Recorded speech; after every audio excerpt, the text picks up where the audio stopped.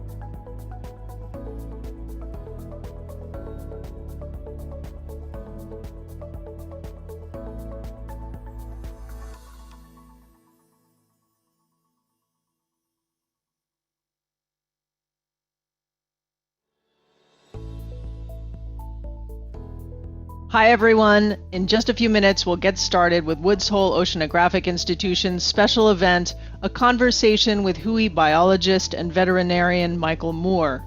We'll be talking about Michael's new book, We Are All Whalers, We've still got a lot of people joining us, so thank you for your patience.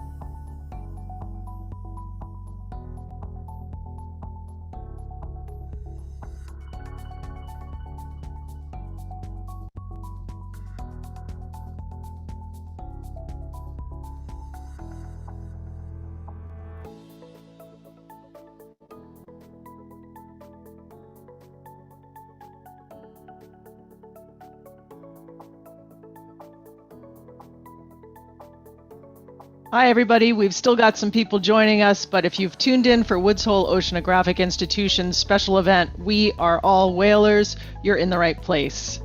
Very soon, we'll hear from the book's author, WHOI biologist, veterinarian, and Marine Mammal Center director, Michael Moore.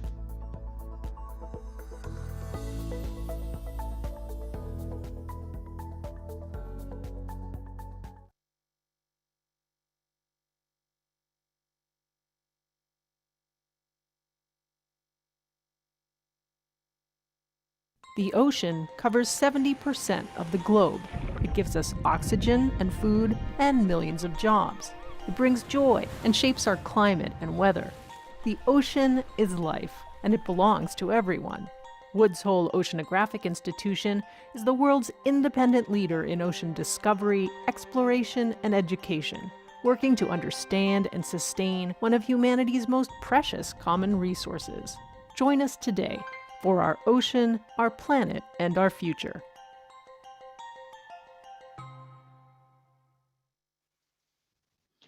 Welcome, everyone, to a special presentation from Woods Hole Oceanographic Institution, or WHOI as we like to call it.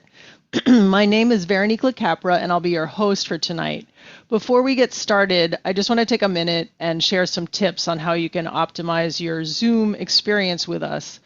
At various times this evening, we'll be taking questions from all of you. If you'd like to participate in this live conversation, please use the Q&A button on your Zoom screen and type your question in the window that appears. You might be more familiar with the chat function in Zoom, but please ask your questions using the Q&A function instead. We often get hundreds of questions, so I apologize if we don't get to yours while we're live. You can ask questions anytime, starting now. I also do want to let you know that we are recording this event, and that recording will be made available on the WHOI.edu website. Now it's my honor to introduce our featured speaker for tonight, Michael Moore.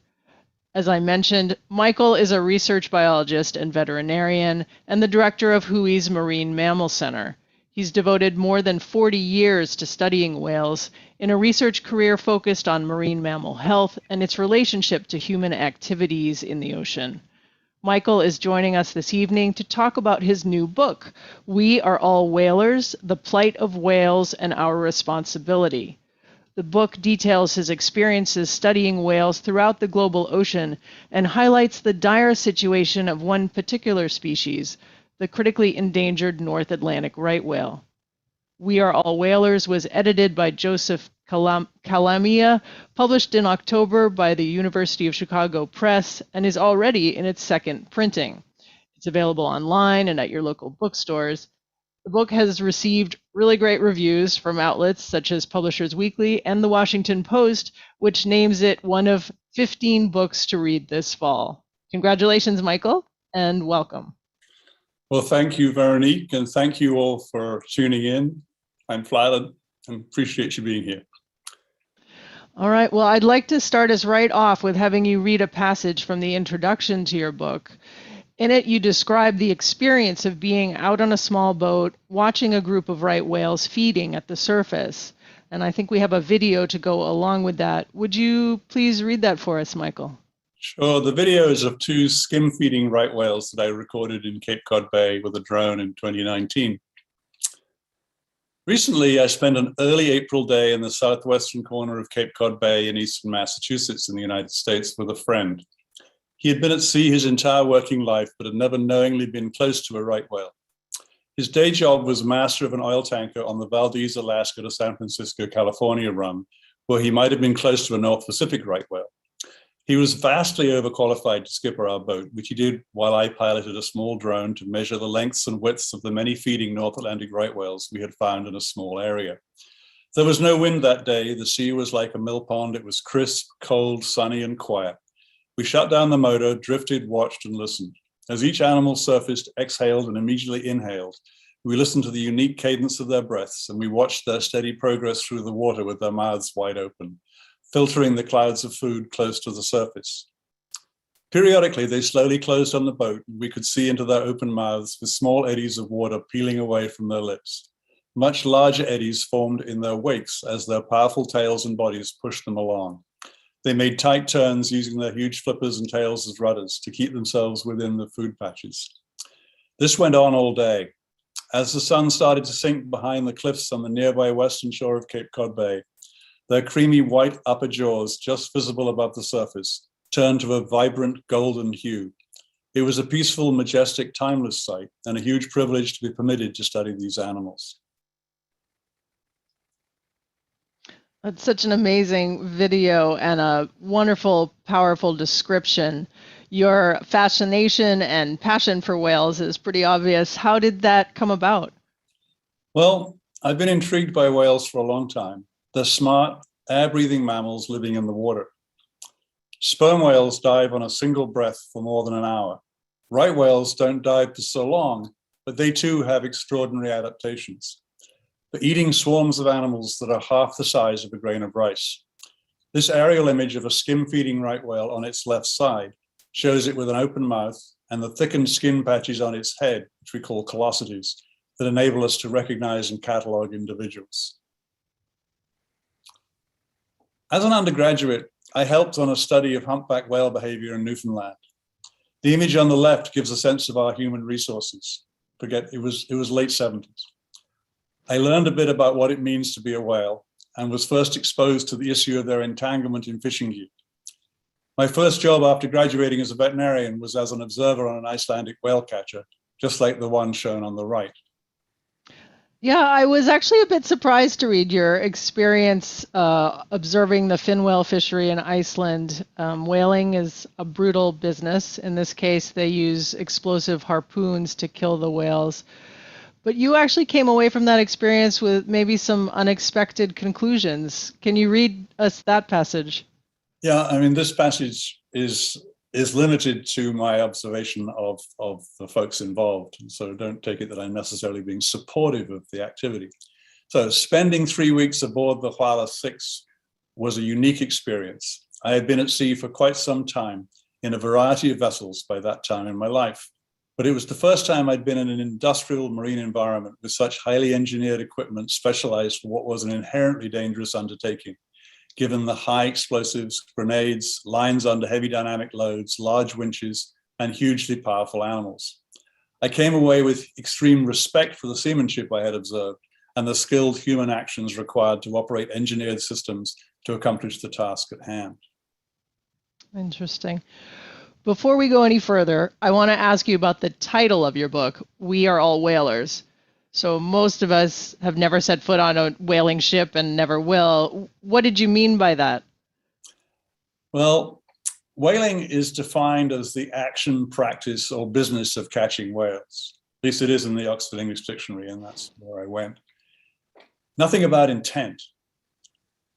In this slide, I show 3 types of whaling: intentional with explosive harpoons, and by mistake for vessel collisions and rope entanglement.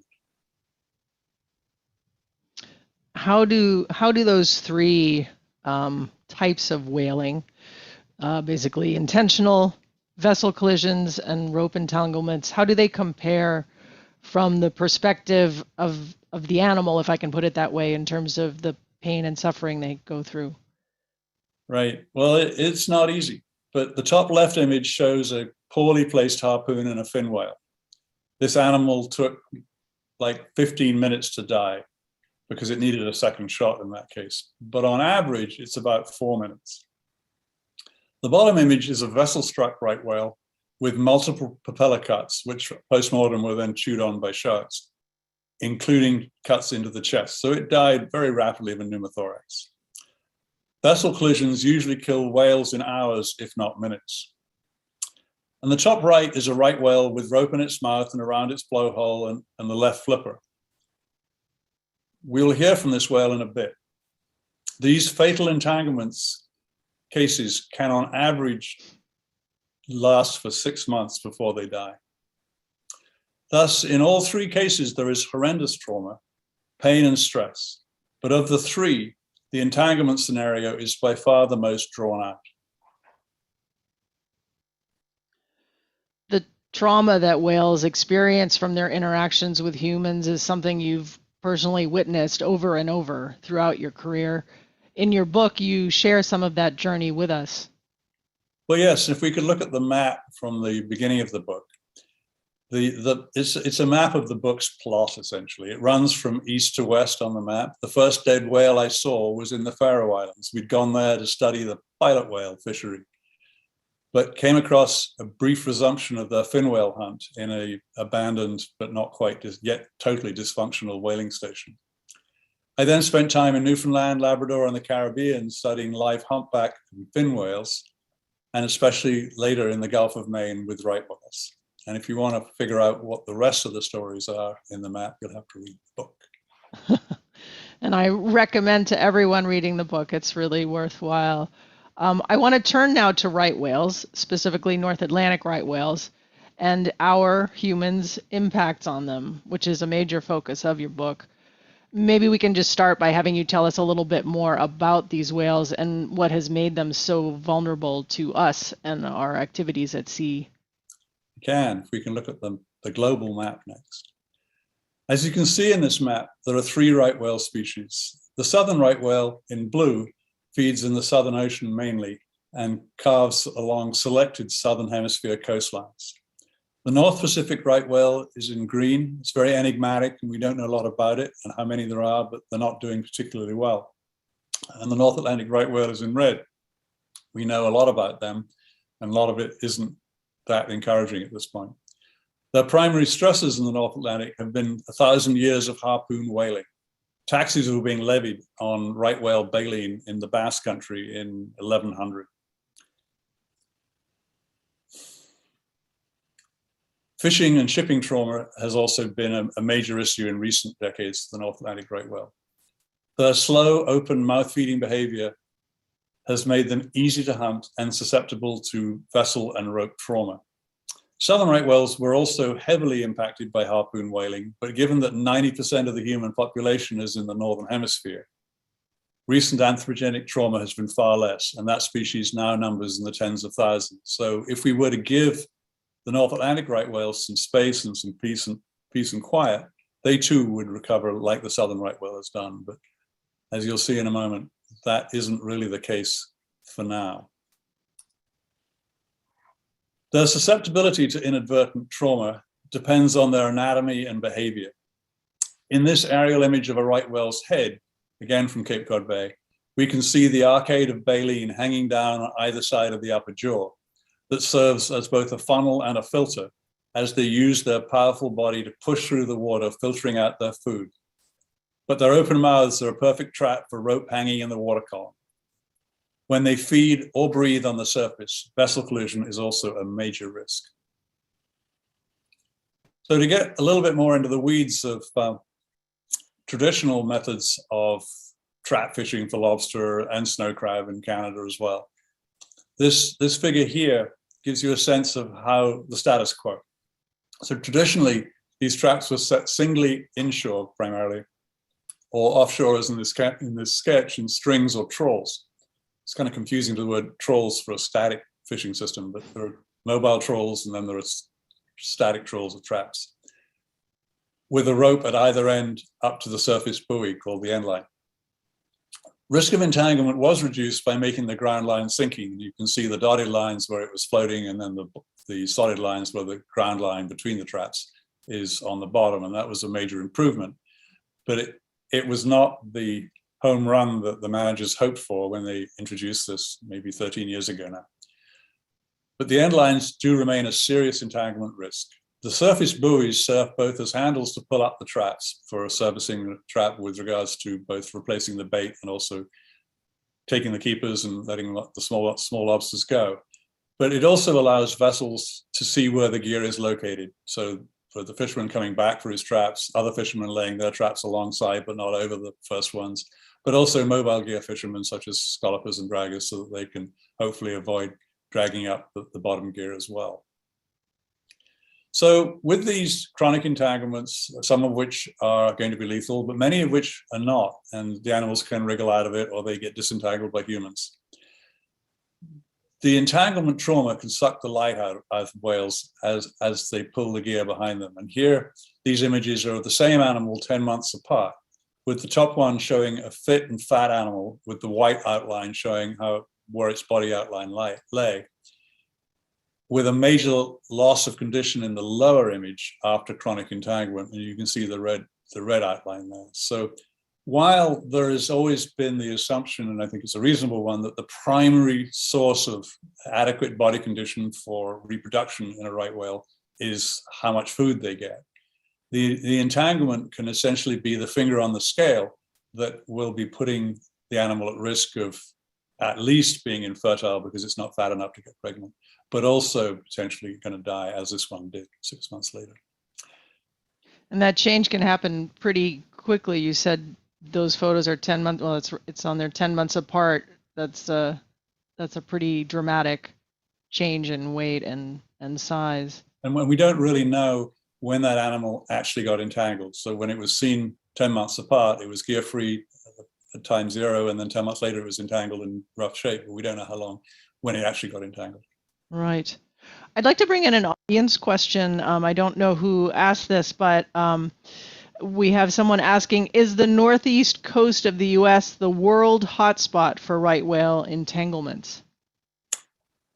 One of. I would say that the eastern seaboard of North America is certainly the hotspot for right whale entanglement for any of those 3 species. But For the North Atlantic right whale, for sure. You just have to look at the density of gear, both in the Gulf of Maine and also now the Gulf of St. Lawrence, where the animals have moved in the last 12 years or so, following the food, global warming the Gulf of Maine.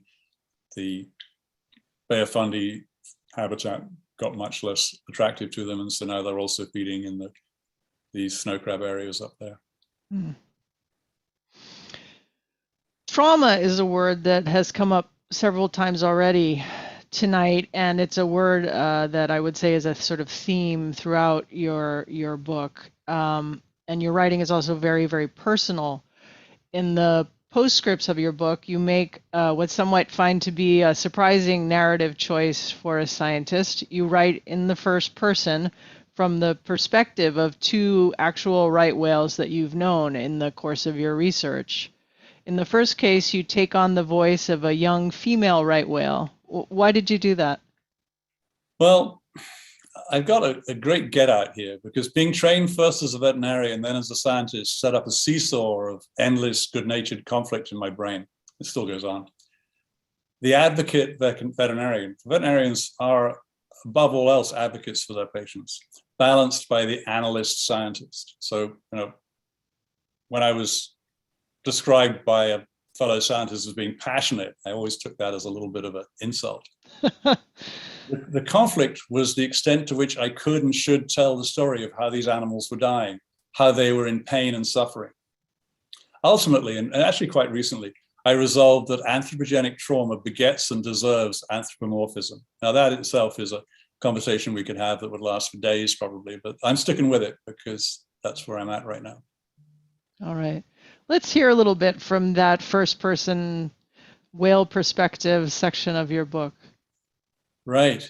So this is the voice of right whale number 2301, didn't actually ever get a name, shown in this slide with her own calf. And in the earlier slide, along with the harpoon fin whale and the ship-struck right whale. So here we go. I hope I can get through this. Spring 1993. Life as a young right whale calf consists of sticking close to mom and doing what she says. Sometimes when mom is feeding deeper than I want to dive, I stay nearer the surface till she comes back up. Suckling is really important to get at all that oil-rich milk. You then describe how the calf grows into a young adult, learning to filter food from the water. And then, as we see in this picture, she has a calf of her own. So once my calf was weaned, I went back to work, building up my body condition, hoping to get it fat enough to have another calf soon, if I found good food, or some years later if I didn't. One of the things my mother had told me time and time again was to be wary of ships, boats, and fishing gear. The ships were very noisy and confusing because we could hear them for hours and hours as they got closer. And we got to the point where we simply ignored them. Then usually as they went by, the noise slowly faded away again. But sometimes as it got louder and louder, the noise dropped off abruptly, which was a great but deceptive relief. My mother had explained that it meant that the bow of the ship was shielding the noise from the propeller and engine, which were at the back of the ship. Her advice was to dive as fast as possible to avoid being hit. So moving on to the next slide, my mother also warned me about rope. Fishing boats had all kinds of ropes and nets. The ones that dragged nets weren't a major threat to us, but did a number on the fish-eating whales and dolphins. The biggest issue for us was rope that went from the surface of the ocean to the bottom, where it was attached to one or more wire mesh cages containing crabs and lobsters. We also had to watch out for long curtains of nets stretched along the bottom with weights to keep them in place and floats to keep the net standing up in the water. When I was a calf, I used to play with ropes, and I would get a serious telling off from my mother. You go on to say that as an adult, the whale has a harder time avoiding ropes or lines in the water, but she always manages to get free again until one day in 2004. Right, and here she is in 2004 in this image. When it happened, my calf had been weaned for less than a year, so I was still skinny and hungry all the time. I'd found a really good patch of food. I can't say where I was. I ran into some fairly light line, but before I knew it, I was tangled up. I had it in my mouth over my blowhole and tightly wrapped around my left flipper. You can see the line running from its mouth over its left nostril in this image. I'm ashamed to say that I panicked.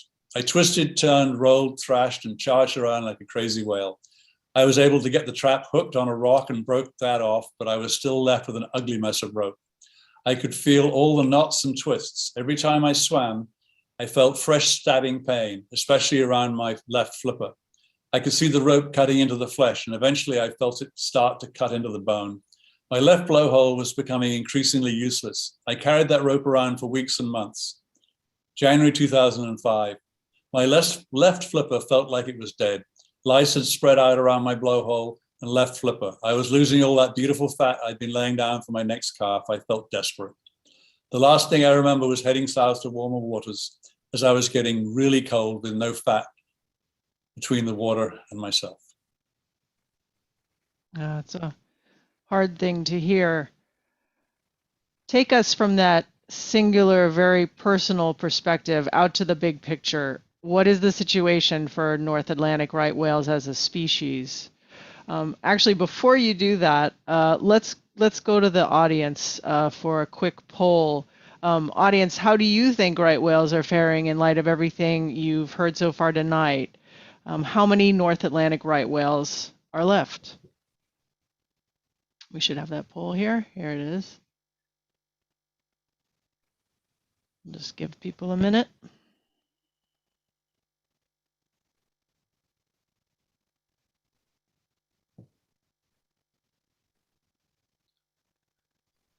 And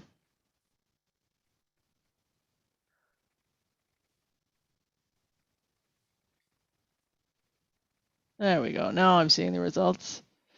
All right. Well, we have a lot of people on the right track here. Michael, why don't you share the correct answer? Well, at last count, which was the beginning of 2020, so it takes a while to do the numbers in terms of identifying animals. Have they been seen again or are they gone? There were only 336 North Atlantic right whales remaining. So A is the correct answer, I'm afraid to say. That's a huge decline. I remember speaking with you when I first came to WHOI about 5 years ago, and we were at about 500 then. So that's a pretty sharp loss in a short period of time. The North Atlantic right whale population has varied over time. What does this graph show us specifically?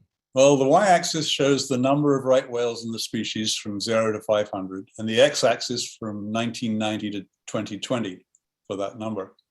Since 1990, North Atlantic right whales have slowly increased their numbers up until 2010, when they started a very serious decline with increased mortalities in the US, Eastern Seaboard, and Canada, as evident in this graph. In part associated with a shift in food availability to the Gulf of St. Lawrence, as I alluded to earlier. Maybe before we go on, dig into that a little bit more. So what happened in 2010 was, I'm sorry, I can't see the graph very well, that caused this dramatic drop-off?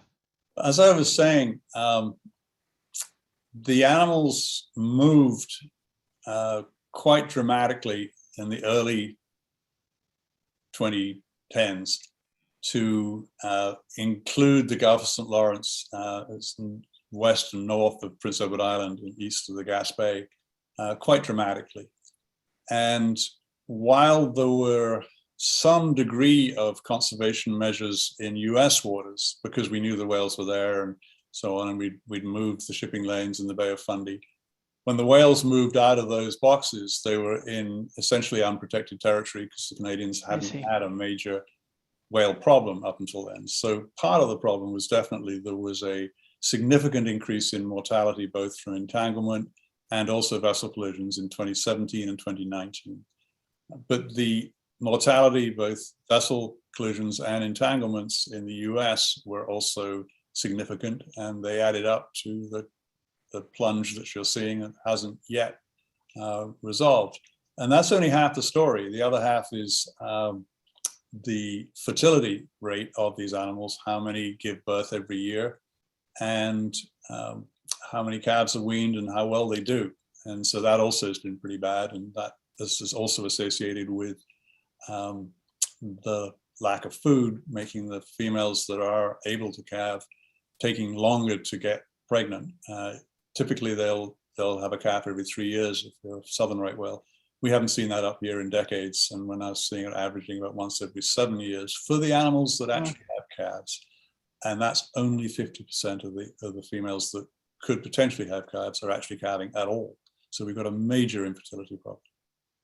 And is all this related, both the shifting of the whales north and the lack of food, is all that about climate change and warming waters and changing food availability patterns? That's the idea, for sure. There's a passage from the introduction of your book where you describe how the right whale population got to where it is today. Can you share that with us? Sure. Over the past millennium, the North Atlantic right whale has only just avoided extinction, first from deliberate hunting and now inadvertently from fish harvesters and mariners. We've reached a tipping point. The right whale species cannot continue to withstand the mortality and the morbidity. And so the morbidity is just as difficult because of its effect on reproductive success. It suffers from fishing gear entanglement and vessel collision. We must also consider what each individual is going through as it struggles with persistent rope entanglement. To solve the problem, we need to have the understanding, commitment, and optimism to carry through with what has to be done by fundamentally changing fishing and shipping practices. But we also need to make those changes in ways that are sensitive to the lives of the humans that work in vessels at sea and harvest seafood. Both industries have already borne substantial costs in the name of right whale conservation with inadequate results. Right whales are a special example of mammals that have evolved to thrive in an unforgiving environment and are specialized in diverse and remarkable ways to exploit specific aquatic resources and environments. We must be the same. The challenge is to find solutions that are sustainable both for whales and for humans, dependent upon these marine industries. Before we go on, I want to bring in another question from our audience. Catherine asks, and you've touched on this a bit, but maybe we could get into it a little bit more. How do you know, or how do we know that the animal loss, that the animal loss mass, so that the loss of body weight, I assume, is specifically from entanglement and not from other factors such as the food availability that you just talked about, or illness, or something else? Right. It's due to all of those, and obviously, the primary factor is nutrition. How well are they feeding? What kind of density of food? How good is the milk for the calves? And whether they can actually have a profitable feeding behavior, because obviously if they're pushing through water that is only sparsely populated with their target prey, they're going to be expending more energy than they are going to be having as an income. So that's the basis of it. But any stressor, such as chronic entanglement or noise, will definitely, as I said earlier, put a finger on the balance. And so we're currently modeling what we know about the physiology, the energetics of right whales, to see how we can push the needle left or right in terms of reproductive success. And it does definitely seem to depend, primarily on nutrition, but also we can push these animals from calving every 3 years to calving every 12 just by increasing the severity and especially the duration of these entanglements can have just the impact that we're seeing. So it is all of the above, but we're not going to change climate change or tell the plankton where to grow, but we can reduce the trauma from vessels and from entanglement. We have to. In the passage you read just a little bit ago, you talked about the role of government and the fishing and shipping industries in addressing the problem of entanglement. But going back to the title of your book, how do the rest of us fit into this picture? What responsibility or choices do we have? Okay. I think there's a section on your book that talks about this. Okay. Over the past millennium, is that the one you're looking for there? Because the missing link. The missing link. Okay, so we're going to miss that one. Okay, that's fine.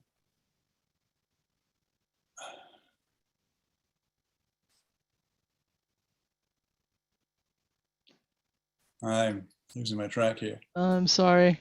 You talk about the missing link as consumers. Mm-hmm.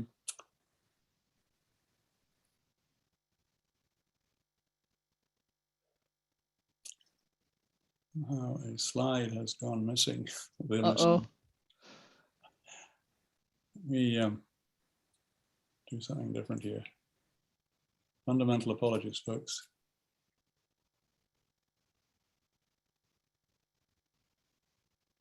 Let me bring in another question while you're scouting around here. Yeah. Let's see.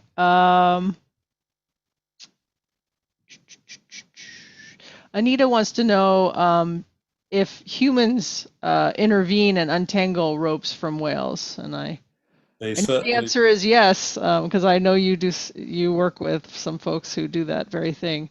Right. So yeah, there are a number of organizations, Anita, that do that sort of work. I found the missing link, so that's all right. Terrific. Let's go back I will to answer the question first. And so essentially, the disentanglement effort, the large whale entanglement response network is global these days, and it's based in Provincetown, Center for Coastal Studies, and they do a remarkable job of both disentangling whales locally, but also training folks around the world to do that. And it has saved individual whales annually in a very successful way, but it's never going to be a solution. It's palliative, because the ability to encounter these entanglements, very often they've died before we've realized that they've become entangled. So it helps, but it's not a solution, and the folks doing it would definitely be the first to say that. Yeah. So if if we're not out there at sea, either playing an active role, helping or involved in one of these industries, what role should we play, and what responsibility do we have? All right. So the missing link is consumers who do not know enough to demand a seafood product that is caught in a manner that protects whale populations and shields individual whales from the major animal welfare concern that rope entanglement entails, but also maintains viable and sustainable trap fisheries. Were we to take the perspective of our grandchildren 50 years in the future, we might respond to our current actions in one of two ways. How could they all have been so short-sighted as to demand affordable lobster and crab rolls and cheap shipping of goods from overseas, despite the fact that they knew that the North Atlantic right whale species was headed for extinction? All that we have now are the bones of a few skeletons hanging in museums up and down the east coast of North America. Or alternatively, if we get our act together, finally, they saw all that there was. They all saw that there was a way for whales, fisheries, and ships to coexist. It just took some legislative, regulatory, and political honesty and fortitude, enforcement of existing regulations, government investment, compromise, industrial ingenuity, and consumer education. As a scientist, I know that it is beyond urgent that we introduce much more widespread measures to mitigate large whale trauma caused by vessels and fishing gear. As a veterinarian, I see the often long drawn-out trauma to individual right whales caused by ropes and fishing gear as utterly unacceptable. Do we all have the individual and political will to make it right? Government regulations regarding how many animals can die each year are not being enforced adequately. The balance of political power between the seafood industry and the conservation and animal welfare lobbies is understandably heavily skewed to support the coastal communities that depend on the seafood industry for bringing cash flow to the region. Nevertheless, fishermen have been burdened and fatigued by years of whale conservation-driven mandatory gear modifications, while the problem of whale trauma has continued to get worse.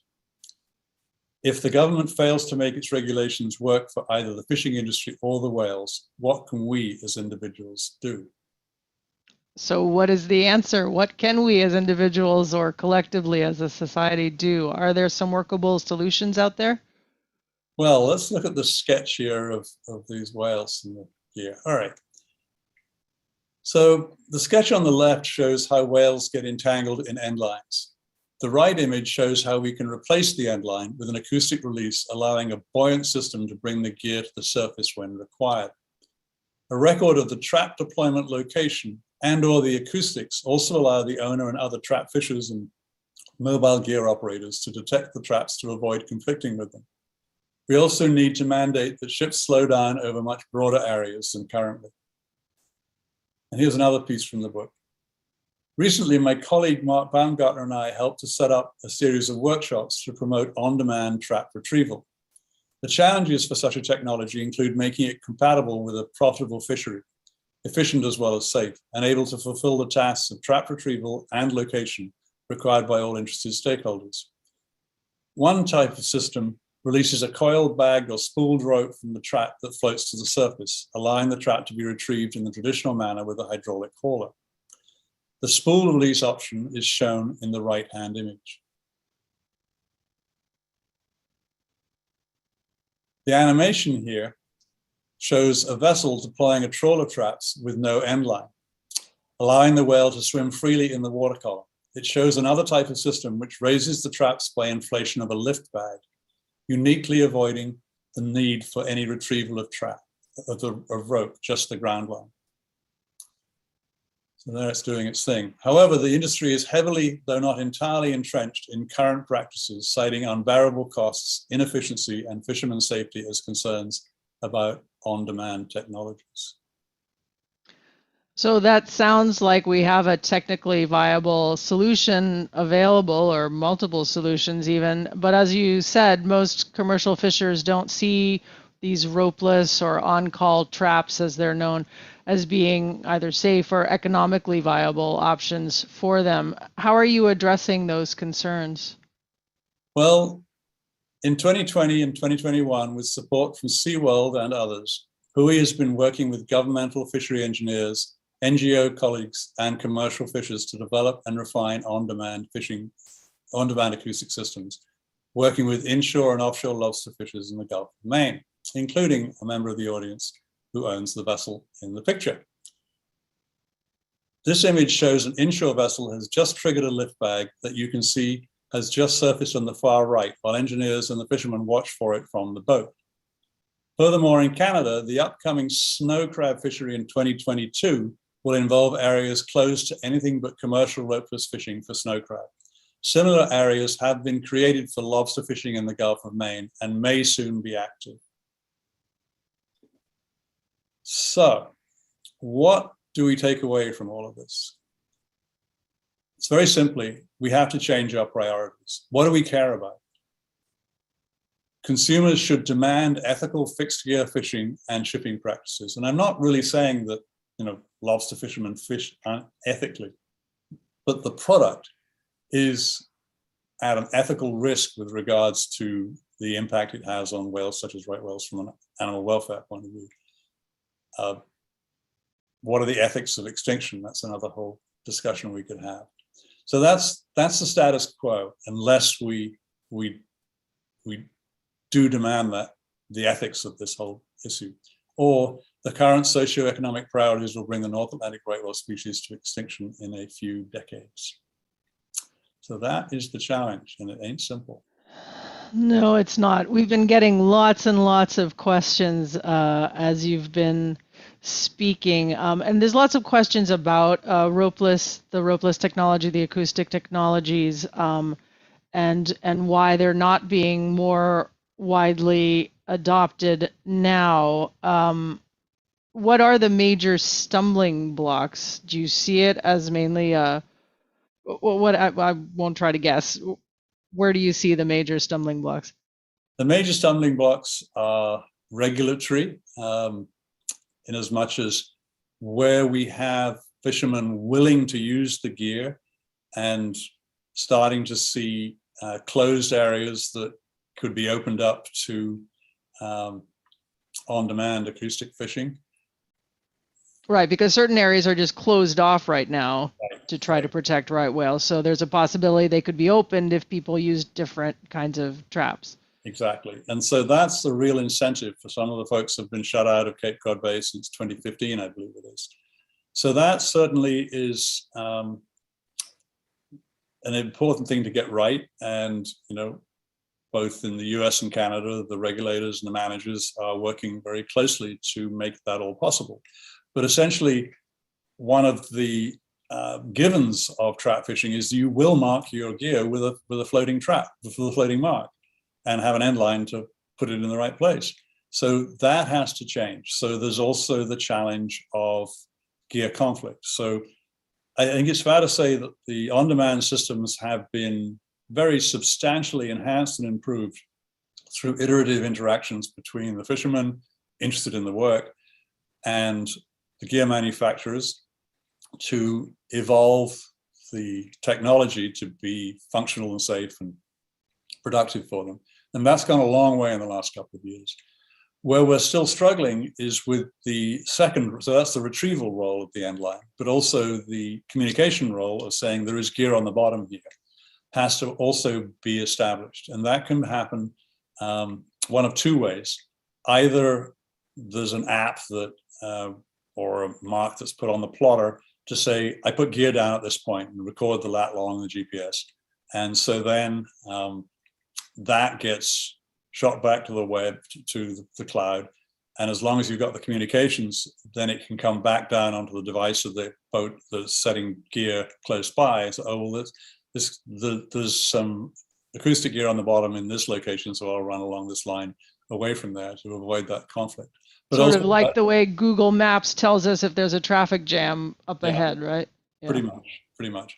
But also there's the mobile gear, the scallopers and the draggers that are also wanting to fish often in the same area. And in the past, they'd look out of the porthole and say, oh, look, there's some floats over there. I guess I should try and miss them. Sometimes they don't, but usually they do.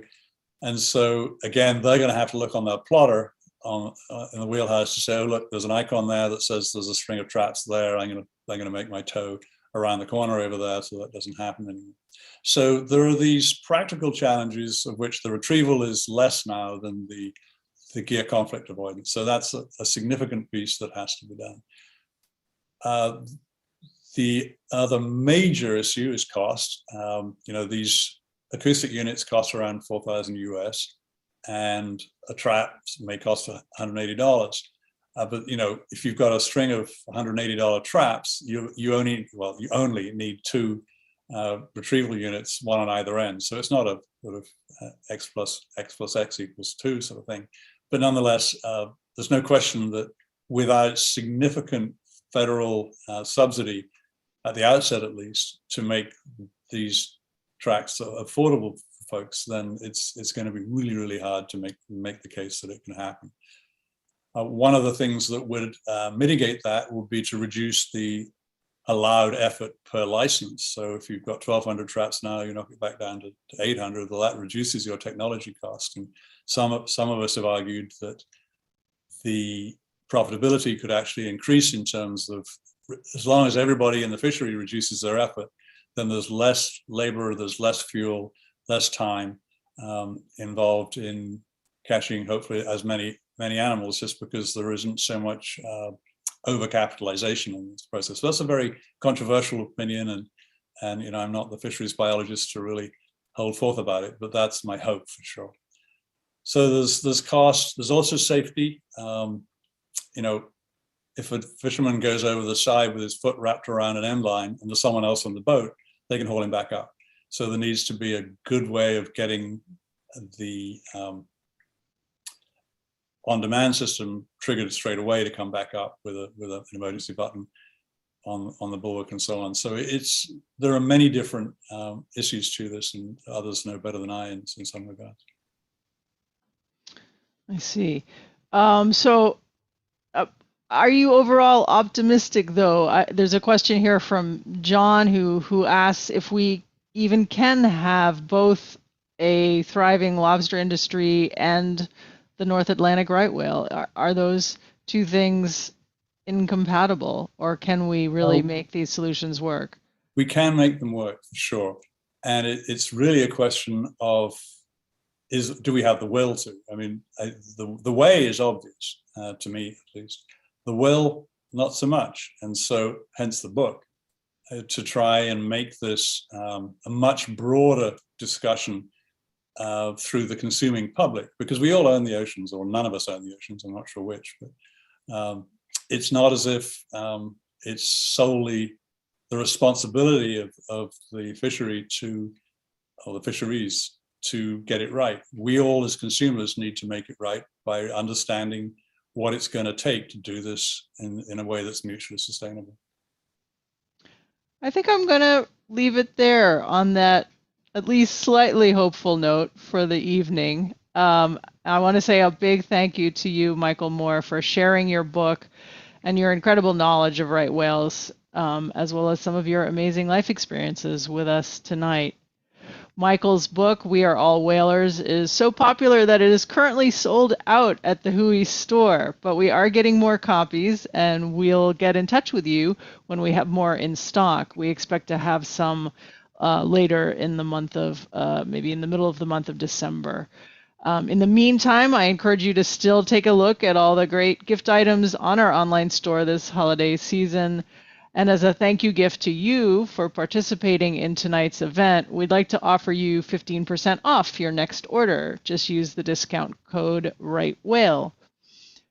Please do stay with us for just a few more minutes. We have a video we'd like to show you. It's called Collaborating to Save the Right Whale. I want to thank all my colleagues who have been working very hard behind the scenes to make this event possible. And on behalf of Woods Hole Oceanographic Institution, thank you to all of you in our audience for joining us this evening.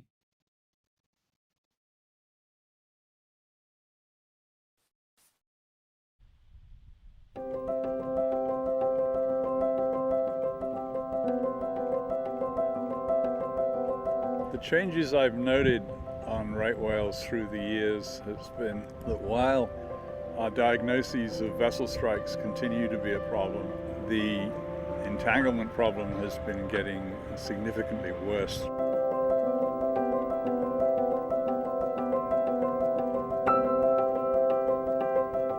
The entangling gear, if it doesn't kill them, it immobilizes them to some degree. It affects their feeding capacity and their ability to reproduce and help the species recover.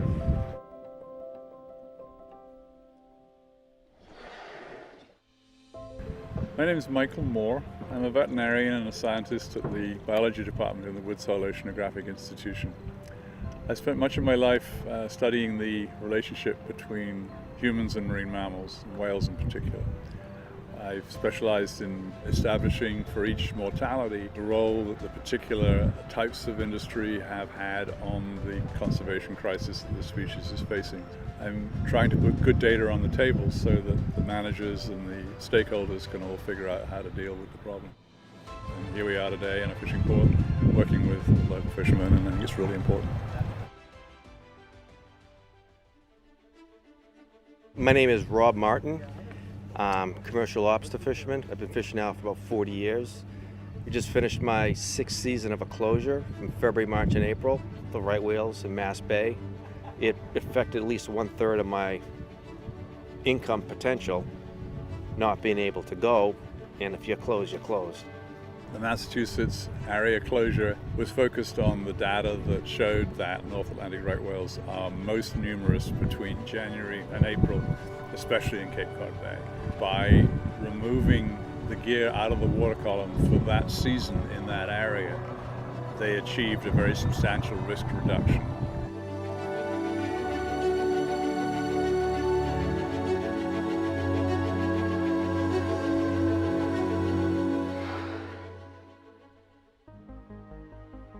From my perspective, we need to remove the rope from the water column. We can't just re-engineer the rope, we need to remove it. If I can help raise money for development of systems that take rope out of the water column, well, that's what I'll do, and that's what I am doing.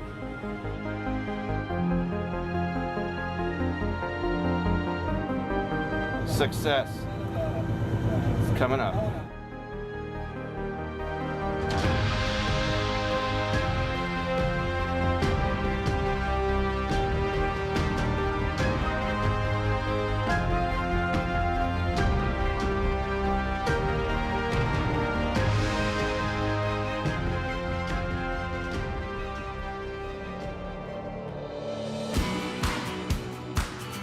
To open that closure to low-risk fishing is a very important part of the next step, so folks like Rob can actually make a living again. And the way to do that is to figure out the lowest risk possible in terms of how to set the gear to maximize their ability to do their business but minimize the risk to the whales.